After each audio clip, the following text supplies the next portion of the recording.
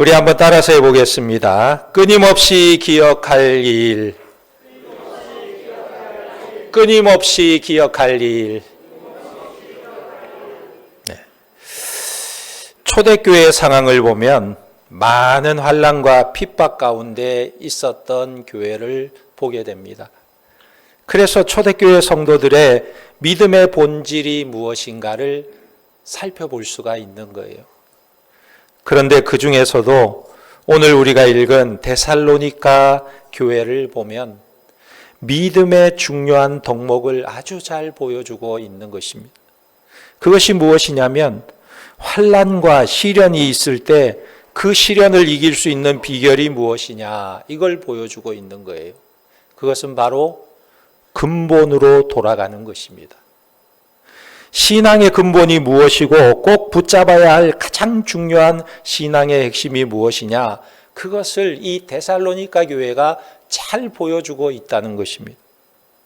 그러니까 데살로니가 교회의 믿음의 모습은 신앙의 가장 원형적인 모습인 거예요. 그럼 신앙이 도대체 무엇이냐?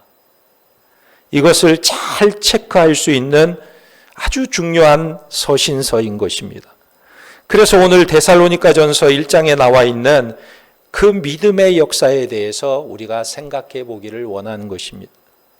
몇 해 전에 북부 아프리카에 고대 도시가 하나 발견이 되었어요. 오랜 세월 동안 보이지 않던 도시가 드러나게 된 것입니다.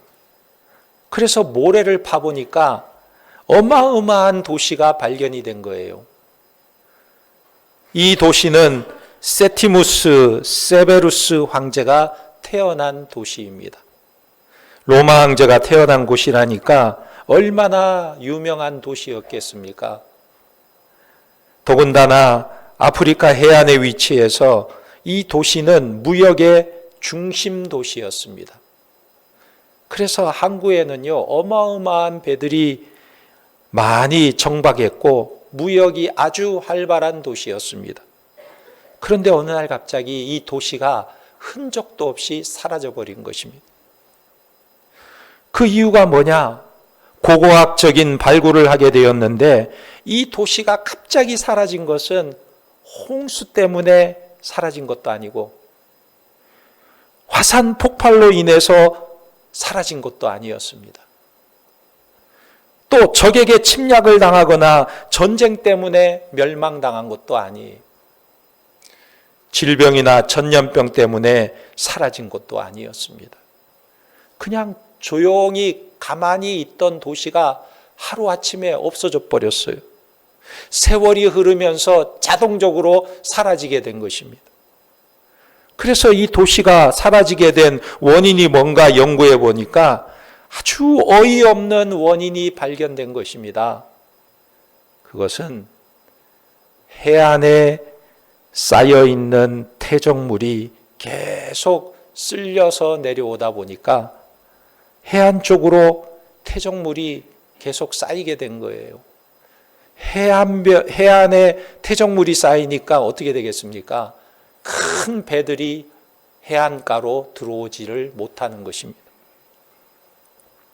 그러니까 무역선들이 안 들어오게 되니까 도시에 사람들이 먹고 살 일이 없어서 자꾸 이 도시를 떠나게 된 거예요.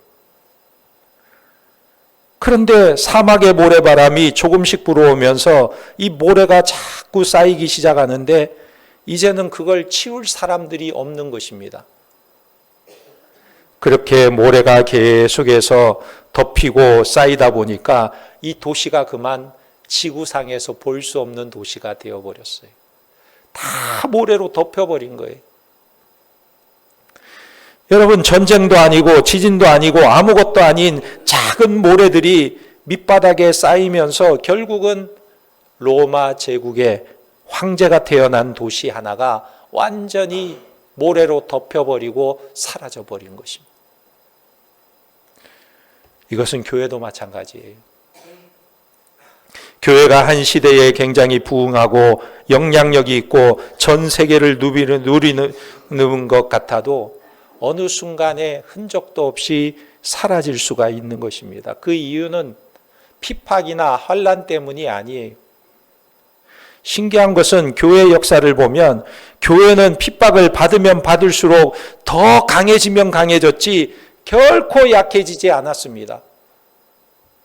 그런데 놀라운 것은요, 교회 안에 세속적인 물결이 들어오기 시작하면서 교회는 힘을 잃고 점점 사라지게 되었다는 것입니다. 그렇다면 오늘 우리가 해야 할 일이 무엇일까요? 본질로 돌아가야 한다는 것입니다. 밑바닥에 점점 쌓여가는 잘못된 신앙의 가치관들을 긁어내고 청소하지 않으면 모든 것이 다 덮여버릴 수 있다는 거예요. 그런 의미에서 오늘 말씀에서 믿음의 역사에 대해서 우리가 살펴보기를 원하는데, 여러분, 하나님 아버지 앞에서 끊임없이 기억할 일 중에 가장 중요한 것이 무엇이냐? 믿음의 역사라는 것입니다. 그런데 이 믿음의 역사가 무슨 의미냐면 3절에 보면 이렇게 말씀하고 있습니다. 너희의 믿음의 역사와 사랑의 수고와 우리 주 예수 그리스도에 대한 소망의 인내를 우리 하나님 아버지 앞에서 끊임없이 기억함이니 그랬어요.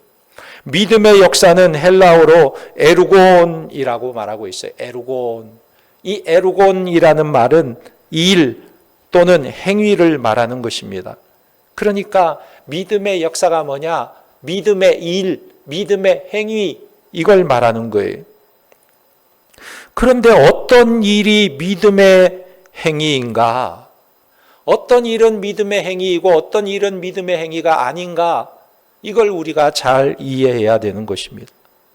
어떤 일은 믿음의 행위가 아닌 다른 행위도 있는 것입니다.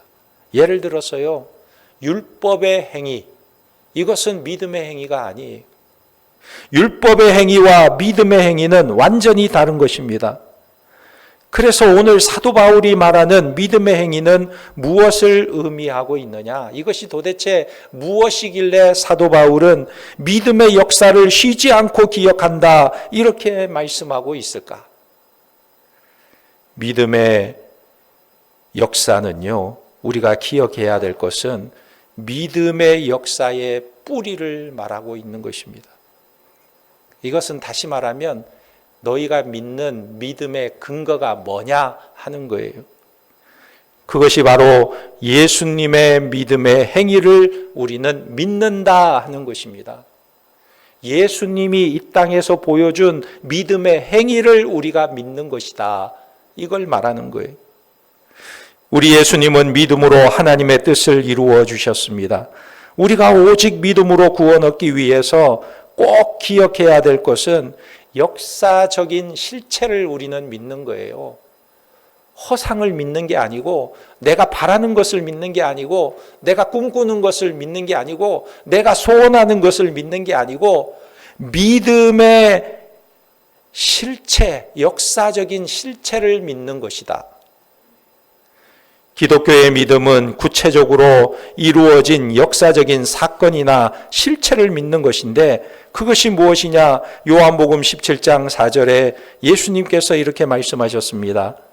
아버지께서 내게 하라고 주신 일을 내가 이루어 아버지를 이 세상에서 영화롭게 하였사오니 그랬어요.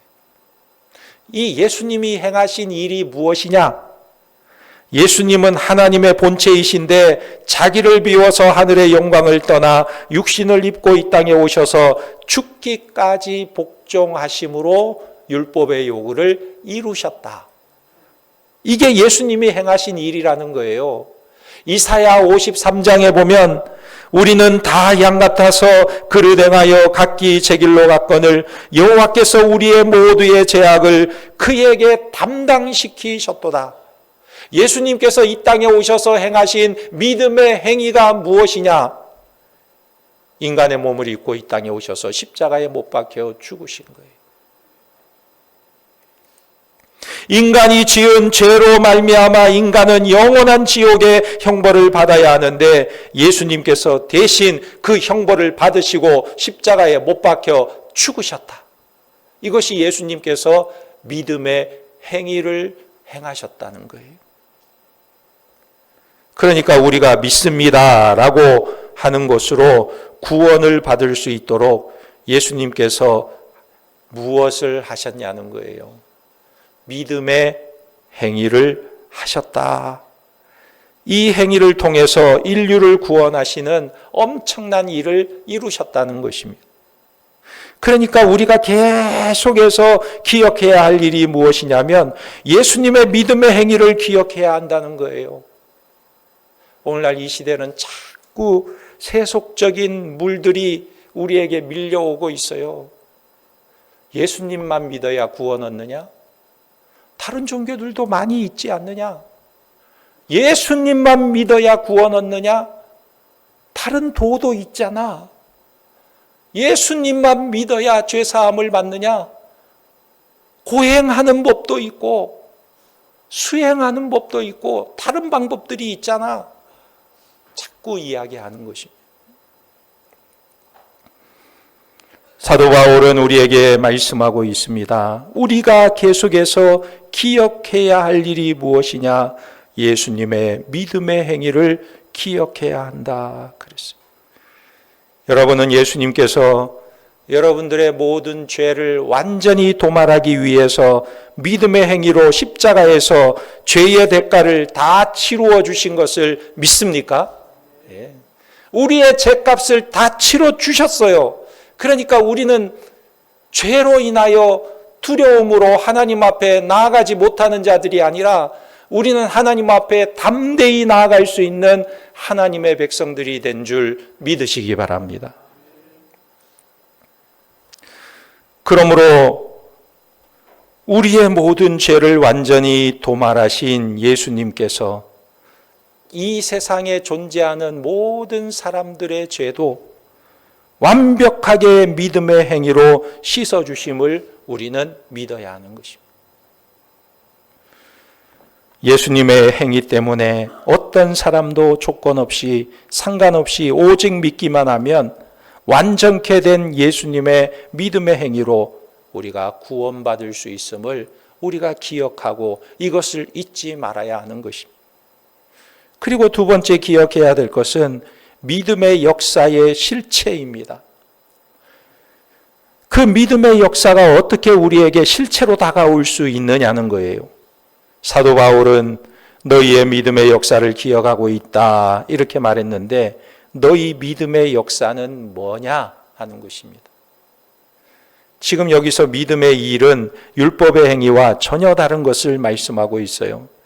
그래서 바울이 율법의 행위라고 하는 말과 대조시키고 있는 것이 바로 믿음의 행위를 말하고 있는 것입니다. 율법의 행위와 믿음의 행위 무슨 차이가 있을까? 믿음의 행위는 과연 도대체 무엇이냐? 요한복음 6장 28절에 보면 그들이 묻되 우리가 어떻게 하여야 하나님의 일을 하오리까 그랬어요. 여러분 여기 요한복음 6장의 말씀을 잘 보면요. 우리가 어떻게 해야 하나님의 일을 하오리까? 이 질문을 한번 생각해 보세요. 인간이 어떤 행위를 해야 하나님의 일을 합니까? 이 질문을 하고 있는 거예요.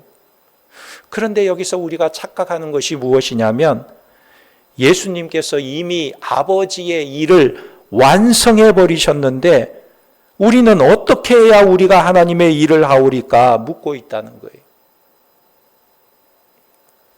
이것이 바로 율법적인 행위라는 것입니다. 내가 어떻게 행함으로 구원받을 수 있다고 생각하고 하나님의 일을 우리가 할 수 있다고 생각하는 것 자체가 신앙의 본질에서 벗어나고 있는 모습이다. 그래서 예수님께서 하시는 말씀이 무엇이냐면 너희가 생각하는 그것은 내가 다 할 테니 너희가 할 일은 내가 행한 일을 믿는 것이 하나님의 일이다. 할렐루야. 너희가 뭔가를 하려고 하는 게 아니고 너희가 뭔가를 해서 의로워지는 게 아니고 내가 하나님 앞에서 믿음으로 행한 그 일을 너희가 믿는 것이 하나님의 일이다. 이걸 말씀하고 있는 거예요. 요한복음 6장 29절에 예수께서 대답하여 이르시되 하나님께서 보내신 일을 믿는 것이 하나님의 일이니라. 그러니까 우리가 하나님의 일이라고 할 때 하나님의 보내신 일을 믿는 것이 하나님의 일이에요. 다시 말하면 예수님께서 인간의 몸을 입고 이 땅에 오셔서 율법의 요구를 다 이루기 위해서 십자가에 못 박혀 죽으신 이 놀라운 일을 우리가 믿음으로 받아들이는 것이 하나님의 일이라는 거예요. 여러분, 인간이 하나님의 일을 할 수 있는 유일한 것이 무엇이냐? 예수님이 행하신 그 일을 내가 믿는 것이 하나님의 일이라는 것입니다. 그런데 만약에 내가 뭔가를 해야 한다고 생각하면 그것은 잘못하면 율법의 행위가 되어버리는 거예요. 내가 일주일에 한 번 금식하고, 내가 뭔가 선행을 하고, 내가 뭔가 공로를 쌓고, 그래야 내가 하나님께 더 가까이 갈 수 있다고 생각하는 그 나의 행위를 자꾸 구하면 그것은 율법적인 행위가 된다는 것입니다. 그러므로 하나님의 일은 오직 한 가지입니다. 예수 그리스도께서 우리를 위하여 행하신 그 믿음의 일을 내가 믿는 것이 하나님의 일이다. 여러분, 주님을 믿으시기를 바랍니다. 이것이 하나님의 일이에요. 그리고 마지막으로 우리가 기억할 것은 믿음의 역사의 열매를 기억해야 되는 것입니다.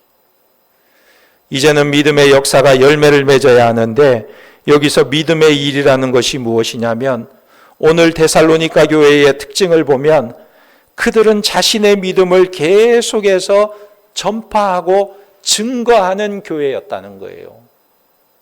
이 믿음의 행위를 계속하고 있다는 거예요. 어떻게? 예수님이 행하신 일을 믿을 뿐만 아니라 그 예수님이 행하신 일을 증거하고 전파하더라는 거예요. 증거하고 전파하더라는 거예요.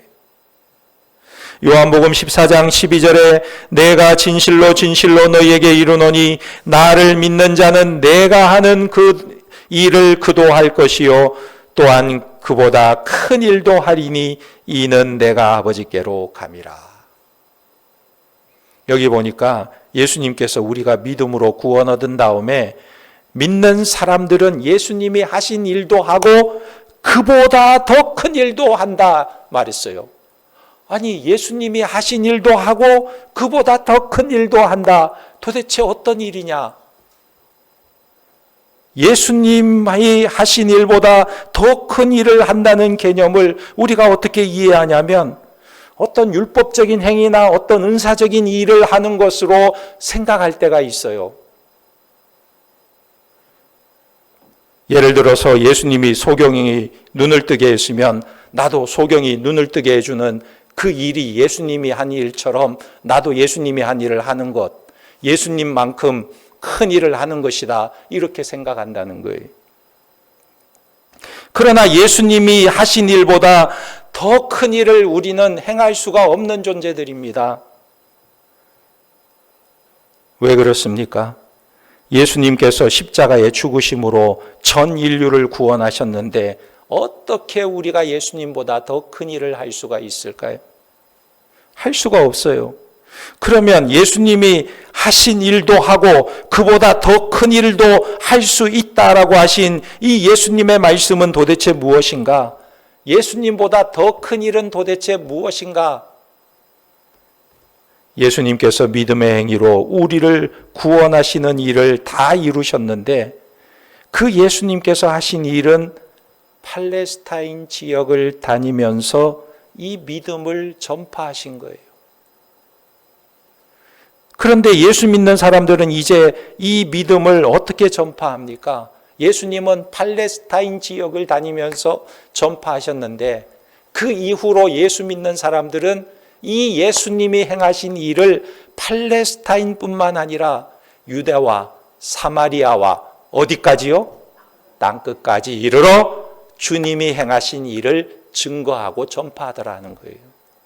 그러니까 예수님은 믿음의 행위를 행하시고 그 믿음을 팔레스타인 지역에 전파하셨지만 그 예수님을 믿는 우리들은 그 예수님이 행하신 일을 유다와 사마리아와 땅끝까지 전파하는 일을 하게 된다는 것입니다.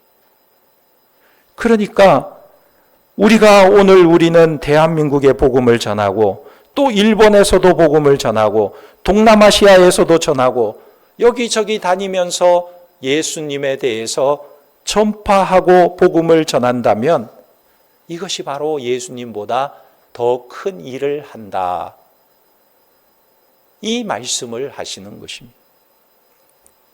그래서 예수님은 땅끝까지 이르러 내 증인이 되라고 우리에게 말씀하신 거예요. 이것이 너희가 내가 하는 일을 하겠고 나보다 더 큰 일을 하리라 말씀하신 주님의 말씀이라는 것입니다. 그러므로 우리가 아무리 부족해도 내가 대단한 능력이 없어도 복음을 전파하는 일을 할 때 그 일이 가장 위대한 일이 되는 줄 믿으시기 바랍니다. 그런데 오늘 데살로니가 교회가 이 일을 잘 감당하고 있는 거예요. 그래서 저들의 믿음을 아주 위대하게 보시는 것입니다. 우리가 아무리 작은 일이라 할지라도 우리가 복음을 전파하는 일을 한다면 그것은 가장 위대한 일이 되는 줄 믿으시기 바랍니다.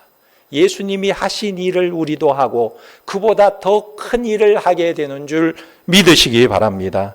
오늘 바울이 데살로니가 교회의 이 믿음의 역사를 끊임없이 기억한 것처럼 우리도 이 믿음의 역사를 이어가는 의정부 중앙교회가 되시기를 예수님의 이름으로 축원합니다. 아멘. 기도하겠습니다. 하나님 아버지 감사합니다. 우리가 믿음으로 구원을 얻게 된 모든 일을 다 이루어 주신 주님을 찬양합니다. 오직 믿음으로 구원의 은혜에 감격하게 하시고 믿음으로 주님이 행하신 구원의 은혜를 전파하는 자들이 될 수 있도록 역사하여 주시옵소서. 주님이 행하신 일을 우리도 하며 이보다 더 큰 일을 우리가 감당할 수 있도록 땅끝까지 이르러 주님의 증인으로서 살아갈 수 있도록 은혜를 베풀어 주시옵소서. 예수님의 이름으로 기도하옵나이다. 아멘.